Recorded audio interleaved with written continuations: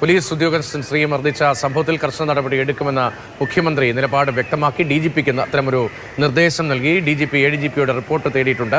Aroor SHO ആണ് ഇപ്പോൾ പ്രതാപചന്ദ്രൻ.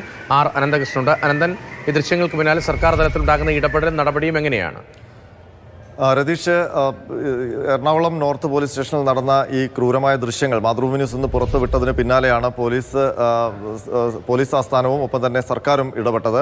ഈ ദൃശ്യങ്ങൾ പുറത്തു വന്നത് അറിഞ്ഞ മുഖ്യമന്ത്രി സംസ്ഥാന പോലീസ് മേധാവി റവാഡ ചന്ദ്രശേഖരനോട് അടിയന്തരമായി നടപടിയെടുക്കാനുള്ള നിർദ്ദേശമാണ് നൽകിയത്. തുടർന്ന് ADGP law and order H വെങ്കടേഷിനോട് റിപ്പോർട്ട് തേടിയിട്ടുണ്ട്. ADGP ലോ ആൻഡ് ഓർഡർ ഇന്ന് തന്നെ റിപ്പോർട്ട് നൽകുമെന്നാണ് നമുക്കറിയുന്നത്. ആ റിപ്പോർട്ട് ലഭിച്ചു കഴിഞ്ഞാൽ ഉടൻ തന്നെ CIAയെ സസ്പെൻഡ് ചെയ്യുന്നതടക്കമുള്ള കർശനമായ നടപടിയിലേക്കായിരിക്കും പോവുക എന്നാണ് നമുക്ക് അറിയാൻ കഴിയുന്നത്. ഏതായാലും കടുത്ത നടപടി ഈ ഉദ്യോഗസ്ഥനെതിരെ ഉണ്ടാകും എന്നുള്ള കാര്യം ഉറപ്പാണ്. അത് സംബന്ധിച്ചുള്ള നടപടികൾ ഇപ്പോൾ പോലീസ് ആസ്ഥാനത്ത് എടുത്തുകൊണ്ടിരിക്കുകയാണ്. രതീഷ്, അതിനൊപ്പം ഒരു കാര്യം പറയാനുള്ളത്, ഇപ്പോൾ ഈ അടിക്ക് കാരണമായി, മർദ്ദനത്തിന് കാരണമായ കാര്യമെന്ന് പറയുന്നത് പോലീസ് നടപടി മൊബൈൽ ഫോണിൽ ചിത്രീകരിച്ചതാണ്. അങ്ങനെ പൊതുജനങ്ങൾ പോലീസിന്റെ നടപടി മൊബൈൽ ഫോണിൽ ചിത്രീകരിക്കുന്നതിന് യാതൊരു തടസ്സവുമില്ല. അത് അനുവദിച്ചുകൊണ്ടുള്ള പോലീസ് മേധാവിയുടെ സർക്കുലർ തന്നെ രംഗത്തുണ്ട്. അങ്ങനെ ചിത്രീകരിക്കുമ്പോൾ പോലീസ് അതിനെ എതിർക്കുകയാണെങ്കിൽ തിരിച്ചു പറയാം ഇതിന് ഞങ്ങൾക്ക് അധികാരമുണ്ട് എന്നുള്ളത്. ശരി, അനന്തകൃഷ്ണനാണ് വിവരങ്ങൾ നൽകിയത്.